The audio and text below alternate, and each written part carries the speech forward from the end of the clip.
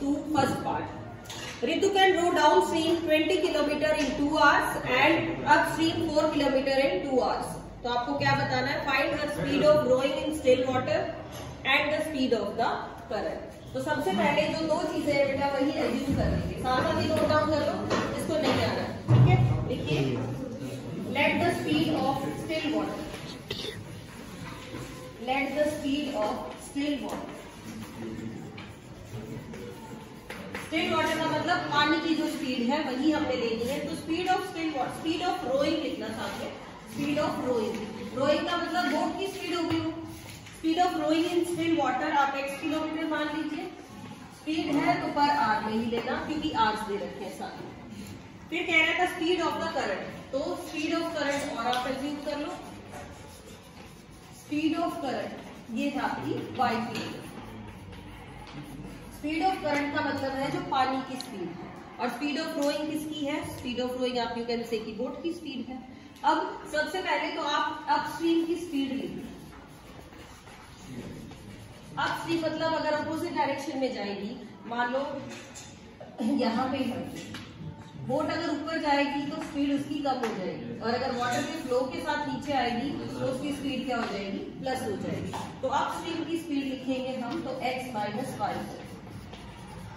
और डाउनस्ट्रीम की अगर आप स्पीड लिखोगे तो क्या करोगे?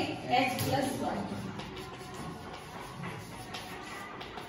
इनमें एक बड़ी जनरल सी मिस्टेक होती है, बच्चे इसको x माइनस वाई की बजाय बेटा y माइनस एक्स भी लिख देते हैं, और इसको लिख देते हैं y प्लस एक्स। ठीक है, तो ये आपको पता होना चाहिए, आपको x माइनस वाई लिखना है या y माइनस एक्स लिखना है। प्लस वाले में तो कोई फर्क नहीं पड़ता ना, एडिशन है। तो कैसे चेक करोगे बेटा? दो चीजें हैं, एक तो बोट की स्पीड है और एक पानी की स्पीड है। तो बोट की स्पीड ज्यादा होगी या वाटर या करंट? बोट की ज्यादा होगी। अगर पानी की स्पीड ज्यादा होगी तो बोट उसकी अपोजिट डायरेक्शन में तो जाएगी ही नहीं, पानी के साथ ही बह जाएगी। ठीक है, तो बोट की स्पीड ज्यादा है, इसीलिए ज्यादा वाली स्पीड को पहले लिखो। और y हमने किसकी ली है? करंट की ली है, तो करंट की स्पीड बोट से कम होगी, इसीलिए y माइनस एक्स नहीं लिखेंगे। तो याद रखना इस चीज को, ठीक है? अब बनाते हैं इक्वेशन। 20 किलोमीटर इन 2 आवर्स, तो according to our question 2 hours time दे रखा है, तो हम यूज करेंगे distance upon speed is equal to time. ये फॉर्मूला यूज कर लेते हैं इसमें। तो 20 किलोमीटर जा रहा है, स्पीड किसकी दी हुई है? डाउन स्ट्रीम की लिखी हुई है पहले। डाउन स्ट्रीम की स्पीड क्या है? x is equal to 2। क्या करें? इस इक्वेशन को इस 2 के साथ मल्टीप्लाई कर लेते हैं, यानी कि 20 is equal to 2 into x plus y, और 2 से आप कट कर दीजिए, तो इक्वेशन आ गई x plus y is equal to 10। दूसरी इक्वेशन बनाते हैं। एक आ गया कि अपस्ट्रीम 4 किलोमीटर इन 2 आवर्स, तो अपस्ट्रीम में 4 किलोमीटर और अपस्ट्रीम की स्पीड है x माइनस वाई, ये भी 2 आवर्स में है। तो सेम ही करेंगे, x माइनस वाई को उधर शिफ्ट कर दो, तो 2 इंटू एक्स माइनस वाई, 2 से फिर कट कर लिया हमने। इक्वेशन यहाँ लिख रही हूँ मैं, x minus y is equal to 2। एक इक्वेशन ये आ गई। इक्वेशन सॉल्व करनी आती है आप लोगों को? ठीक है, ऐड करोगे तो y कट हो जाएगा, 2x आ गया 12, तो x की वैल्यू 6, x की वैल्यू 6 आप इस इक्वेशन में पुट कर लीजिए। यहाँ पे 6 minus y is equal to 2 करेंगे तो y की वैल्यू 4 आ जाएगी। तो स्पीड ऑफ रोइंग तो अभी 6 किलोमीटर पर आवर, और स्पीड ऑफ करंट क्या आ जाएगी? 4 किलोमीटर पर आवर। एंड जिस क्वेश्चन में कोई कंफ्यूजन है तो पूछो, किसी को नहीं। इसके साथ ही एक्सरसाइज से पहले एग्जाम्पल है वो करेंगे, निकालो एक बार। एग्जाम्पल 40 है शायद, वो इसके साथ ही कर लो ताकि थोड़ा सा समझ आए कि डिफरेंस क्या है दोनों क्वेश्चन। 19 है, 90 मतलब इस एक्सरसाइज से बिल्कुल लास्ट वाला एग्जाम्पल, यदि अपस्ट्रीम और डाउनस्ट्रीम वाला ही। देखो एक बार, a boat goes 30 kilometer upstream and 44 kilometer downstream in 10 hours, and in 13 hours it can go 40 kilometer upstream and 55 kilometer downstream। आपको दोनों ही स्पीड बतानी है, तो एज्यूम कर लो बेटा। एग्जाम्पल 19, अपस्ट्रीम की स्पीड लिखूं मैं, कितनी होगी अपस्ट्रीम की, अभी लिखी थी ना हमने x माइनस वाई, और डाउन स्ट्रीम की हमने क्या अज्यूम की थी x प्लस वाई। अब इस क्वेश्चन में इक्वेशन अलग टाइप से बनेगी, किस तरह से, टोटल टाइम दे रखा है अप स्ट्रीम और डाउन स्ट्रीम का मिला के टाइम दे रखा है, ऐसा ही लिखा हुआ है ना, देखो क्या लिखा है 30 किलोमीटर अपस्ट्रीम एंड मतलब plus and 44 kilometre down stream in 10 hours, 10 घंटे में वो इतने किलोमीटर अपस्ट्रीम और इतने किलोमीटर डाउन स्ट्रीम जाता है, दोनों का टाइम मिला के 10 आवर्स।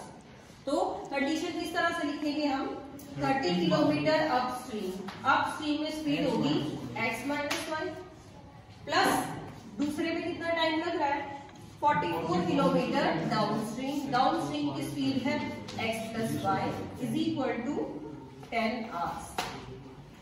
टोटल टाइम कितना है 10 आवर्स, कुछ आवर्स उसको यहाँ लग गए अपस्ट्रीम जाने में, कुछ आवर्स उसको डाउन स्ट्रीम जाने में टाइम लग गए। तो इस तरह से इक्वेशन बनाएंगे। दूसरी इक्वेशन क्या बनाए, in 13 hours it can go 40 kilometre upstream, तो 40 तो वो जा रहा है upstream, plus 55 kilometre downstream is equal to 30। तो इक्वेशन और पैटर्न अलग हो गया क्वेश्चन का, ठीक है। अब इसमें क्या करना चाहिए, इसमें आप एज्यूम कर लीजिए, लेट कर लेंगे 1/x माइनस वाई को, इसको यू मान लो, यहां से ये जो वेरिएबल है आपका 1/x माइनस वाई, और यहाँ क्या है 1/x प्लस वाई, इसको क्या मान लो आप v मान। इक्वेशन लिखते हैं, यहां से क्या बनेंगे 30u plus 44b is equal to 10, यहां से लिखेंगे 40b plus 40u plus 55b is equal to 30। Method आप कोई भी यूज कर लीजिए, चाहे सब्स्टिट्यूशन करिए चाहे एलिमिनेशन यूज करिए, क्रॉस मल्टीप्लीकेशन कट हो गया तो वो ऑप्शन ही नहीं है। सबसे इजी होता है कौन से वाला, एलिमिनेशन, कोएफिशिएंट सेम बनाना कंपैरेटिवली इजी होता है। उसमें आपके पास u और v की वैल्यूज आ जाएंगी, फिर u की जो वैल्यू आएगी वो यहाँ रखेंगे, क्योंकि आंसर आपको x और y में निकालना है। बहुत कॉमन मिस्टेक है, बच्चे यहाँ तक सॉल्व करके छोड़ देते हैं, क्योंकि पेपर में प्रेशर भी होता है और क्वेश्चन दिखाई देते हैं इतने सारे रह गए, तो हमें लगता है क्वेश्चन कंप्लीट हो गया, u और v निकाला और दिस इज द आंसर, लेकिन हमें क्या निकालना बेटा, x और y निकालना, ठीक है। तो आगे पूरा प्रॉपर सॉल्व करना पड़ेगा। चलिए एक्सरसाइज का करें अब सेकंड क्वेश्चन, जो इसका सेकंड पार्ट है। स्टेटमेंट एक बार पढ़ लो, टाइम एंड वर्क वाले क्वेश्चंस है। तो टाइम और वर्क वाले जो क्वेश्चंस होते हैं वो 1 डे वर्क निकालते हैं, हमेशा 1/, करके लिखते हैं। पढ़ो एक बार statement, 2 women and 5 men, 2 women and 5 men can together finish an embroidery work in 4 days, while 3 women and 6 men can finish it in 3 days. Find the time taken by 1 woman alone to finish the work and also that taken by 1 man alone. तो आप इसी तरह से इसको assume कर लो, let time taken by 1 women, हमने ले लिया x डेज, एक वुमेन कितने डेज लेती है एम्ब्रॉयडरी के लिए, x days, and time taken by 1 ये हो गया 5 डेज। जनरली एज्यूम उसी तरह से किया करो जैसे स्टेटमेंट में दिया हुआ है, यानी स्टेटमेंट में पहले वुमेन है बाद में मैन है, तो हम उसी तरह से एज्यूम कर लेंगे ताकि वेरिएबल में डिफरेंस ना आए। कई बार क्या होता है x की जगह y और y की जगह x लिख देते हैं और क्वेश्चन सॉल्व नहीं होता। ठीक है जी, अब हमने डेज ले लिए। अब सबसे पहले क्या करेंगे, 1 वुमेन्स 1 डे वर्क निकालेंगे, 1 वुमेन्स 1 डे वर्क। अब एक वुमेन पूरा काम x डेज में कर लेती है, तो 1 घंटे में कितना पार्ट करेंगे, 1/x। भाई अगर हम ये कहें कि ये चैप्टर हम 2 दिन में कंप्लीट कर देंगे, तो इसका मतलब 1 दिन में आधा तो करना ही पड़ेगा ना, यानी 1/, कर देंगे जो भी डेज हो। तो ऐसे ही 1 मैंस निकाल लेंगे। अब 1 मैंस 1 डे वर्क क्या आ जाएगा, 1/y। अब इक्वेशन बनाते हैं अपनी स्टेटमेंट के अकॉर्डिंग टू द क्वेश्चन। देखिए क्या है, 2 वुमेन एंड 5 मैन। तो 2 वुमेन है तो वुमेन के वर्क को 2 से मल्टीप्लाई करिए इस तरह, प्लस 5 मैन यानी 5 इंटू 1/y, दोनों मिला के कितने डेज में वर्क फिनिश कर रहे हैं, 4 डेज। लेकिन ये हम एक दिन का वर्क लिख रहे हैं तो 1/4। ध्यान रखना इस चीज का। यहाँ हमने क्या लिया है, यहाँ हमने 1 डे वर्क लिया है, ये भी 1 डे का है, ये भी 1 डे का है, टोटल 4 डेज लगते हैं, तो एक दिन में कितना होगा 1/4। सेम इक्वेशन होनी चाहिए। तो इसको किस तरह लिख पाएंगे, 2/x + 5/y = 1/4। एक इक्वेशन बन गई। दूसरी और बताना फटाफट कैसे बनाएंगे। 3 women and 6 men, तो 3/x + 6/y = 3 days, तो 1/3।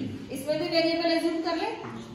तो आप क्या करो, 1/x को u ले लो और 1/y को यहाँ से d ले लो। तो इक्वेशन ये क्या बन जाएगी, 2u + 5v = 1/4।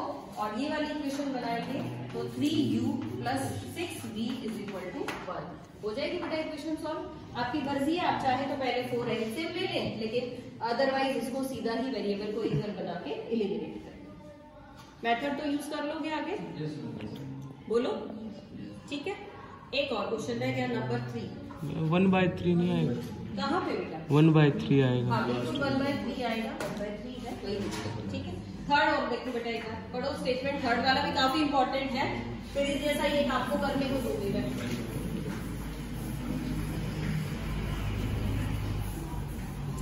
देखो क्या स्टेटमेंट है third. Ruhi travels 300 kilometre to her home partially by train and partially by bus, यानी कुछ किलोमीटर वो ट्रेन से जाती है, कुछ किलोमीटर बस से ट्रेवल करती है। She takes 4 hours if she travels 60 kilometre by train and the remaining by bus. इसी तरह की एक और कंडीशन है, कुछ डिस्टेंस किससे, ट्रेन से, कुछ बस से, तो दोनों की आपको क्या बतानी है, स्पीड। तो एज्यूम भी इस तरह से ही कर लो, लेट द स्पीड ऑफ। अच्छा पहले किसकी लिखी हुई है स्टेटमेंट पढ़ी आपने, बताओ किसकी लिखी हुई है। तो स्पीड ऑफ ट्रेन आप पहले लिखना x km/h और स्पीड ऑफ बस y km/h, दोनों को ही एज्यूम कर लिया। अब लिखते हैं इक्वेशन।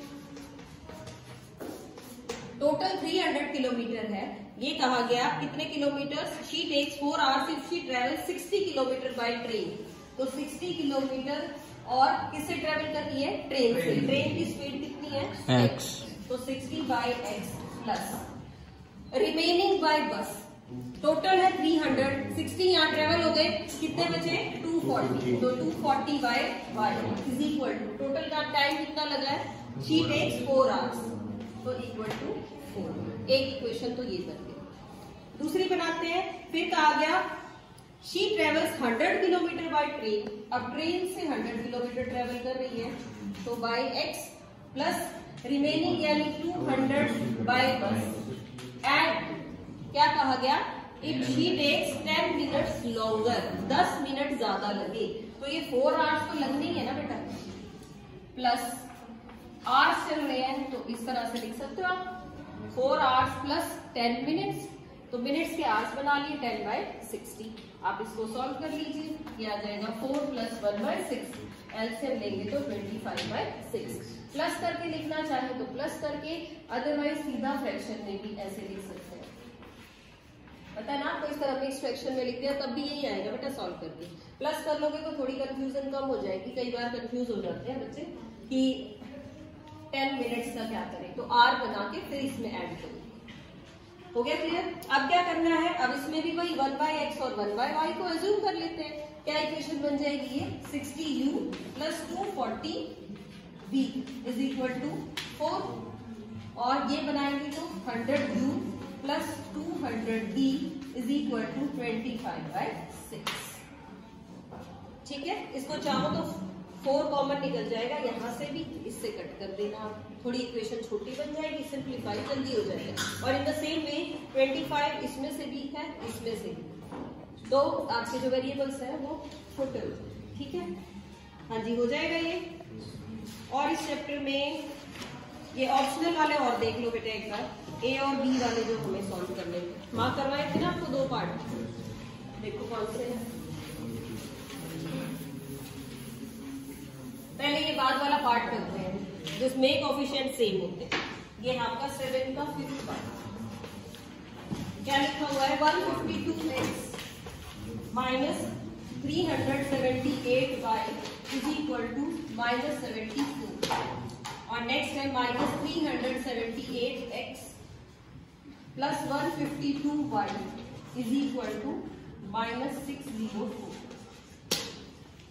देखो ये बिल्कुल अलग टाइप है, x और y जैसे हम सॉल्व करते हैं वैसे नहीं करेंगे। इसमें कैसे पता चलेगा अलग टाइप है? ये जो आपको कोफिशिएंट्स नजर आ रहे हैं ना, ये x का कोफिशिएंट तो इधर y के कोफिशिएंट में नजर आएगा सेम, ठीक है। और जो y का कोफिशिएंट है जैसे माइनस 378 वो इधर x के कोफिशिएंट में नजर आएगा, यानी ये कोफिशिएंट्स आपस में सेम। तो कैसे करेंगे इस क्वेश्चन को? फिर नंबर 1 और नंबर 2 इक्वेशंस लिख ली हमने, एक बार इनको ऐड करेंगे, एडिंग 1 and 2। देखो ऐड करके देखते हैं क्या बनेगा। दोनों को ऐड कर लिया, 152 माइनस 378 क्या आया सब्ट्रैक्ट होके? हाँ जी क्या आया? अगर किसी ने किया है 152x माइनस 378x यहाँ करोगे तो minus 378y plus 152y is equal to minus 74 minus 604। Add करते हैं तो साइन तो चेंज होंगे नहीं बेटा किसी के भी, तो इसी तरह से लिखेंगे। इसको एक बार सब्ट्रैक्ट कर लेते हैं, यह आएगा 6 2 2। नेगेटिव साइन बड़ा है तो माइनस लगा देंगे। यहाँ से भी ये सेम आएगा माइनस 226y और इनको ऐड करना है तो माइनस 678। अब ये जो 226 नजर आ रहा है ये आप कॉमन निकाल सकते हैं। यहाँ आ जाएगा x plus y is equal to minus 678। आप इसको 3 पे कट कर सकते हैं पूरे को, ये इसका आंसर है। नंबर्स ऐसे ही दिए हुए होते हैं कि इक्वेशन शॉर्ट बन जाती है। ये माइनस से आपका माइनस कट हो गया और ये बन गया x plus y is equal to 3। एक इक्वेशन तो दिया। दूसरी इक्वेशन बनानी है तो क्या करें? सब्ट्रैक्ट कर लेते हैं। सब्ट्रैक्टिंग 1 and 2, तो सब्ट्रैक्ट करेंगे तो साइन चेंज हो जाएगी। क्या आ जाएगा ये? 152x प्लस 378x और ये लिखेंगे माइनस 378 बाय, ये भी माइनस का हो जाएगा माइनस 152 बाय माइनस 74 प्लस 60 इस तरह से। अब देख लो क्या बनेगा, ऐड कर दो इसको, 0 ये आ गया 3 530x, ये आएगा माइनस 530y और यहाँ से लिखोगे तो ये भी 530 ही आ रहा है, ठीक है। 530 कॉमन हो जाएगा सभी में, इक्वेशन क्या बन जाएगी? x minus y is equal to 1। तो इसको नंबर 3 लिख लेना, इसको नंबर, अब तो हो जाएगा सॉल्व। x और y की वैल्यूज, x की वैल्यू क्या आएगी? 2 और y की 1। दोनों को ऐड करोगे तो 3 बन जाएगा, सब्ट्रैक्ट करोगे तो 1 आ जाएगा। बस ध्यान रखना कोफिशिएंट्स अगर इस टाइप से है कि जो x का कोफिशिएंट है वो दूसरी इक्वेशन का y का कोफिशिएंट है, जो इसका y का कोफिशिएंट है वो दूसरी इक्वेशन में x का कोफिशिएंट है, तो यही मेथड यूज करते हैं। मैम हाँ जी, अगर एलिमिनेशन करें इसमें तो आंसर नहीं है बेटा, बहुत ज्यादा length. Last to last year ये ऐसा ही क्वेश्चन आया हुआ था और एक बच्चे ने 4 शीट भर रखी और इतनी कैलकुलेशन रफ वर्क उसका पूरा भरा होता है, क्योंकि इतने बड़े बड़े नंबर है, मल्टीप्लाई करने में बहुत ज्यादा टाइम लगता है। मतलब 2 नंबर के क्वेश्चन में उसने शायद 15-20 मिनट लगाए हुए, आंसर नहीं आया। लेकिन इतने बड़े डिजिट्स आ जाते हैं आगे कि समझ ही नहीं आती किस पे डिवाइड होगा, किससे मल्टीप्लाई करें। तो मेथड याद रखना पड़ेगा आपको। लास्ट टू लास्ट ईयर आया है बेटा क्वेश्चन, स्पेशल टाइप है तो ध्यान रखिए। ये ए बी वाला करवा दूं आपको, कौन सा पार्ट है? थर्ड कर लेते हैं।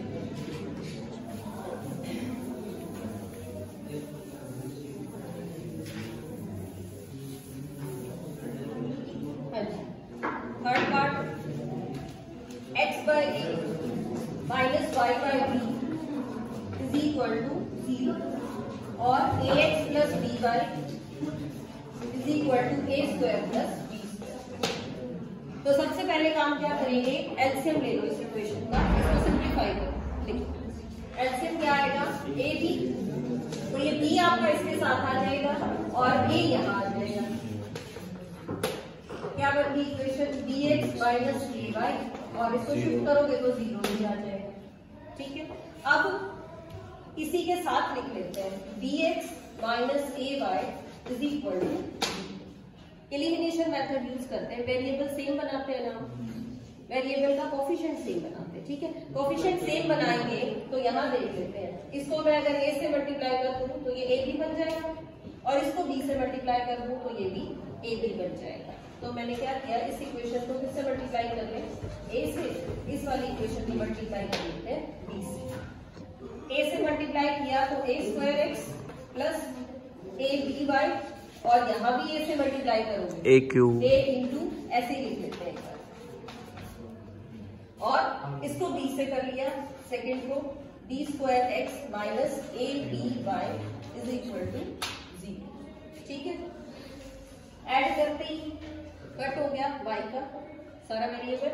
अब क्या करो, x कॉमन ले लो तो a square plus b square लिख सकते हो आप इसको, और यहाँ से लिखोगे तो a into a square plus b square, ये भी a square plus b square cut हो जाएगा।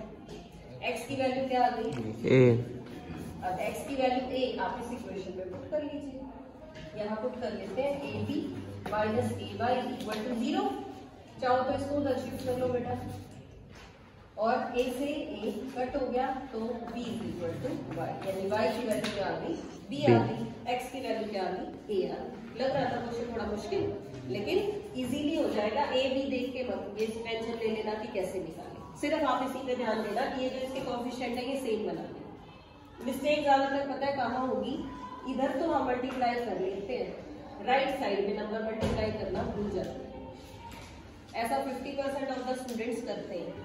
तो करके देख लेना अच्छे से। एक ए बी वाला और है वो कर लो, फोर्थ पार्ट है ना इसका, एक बार फोर्थ कर लो, नहीं तो फिर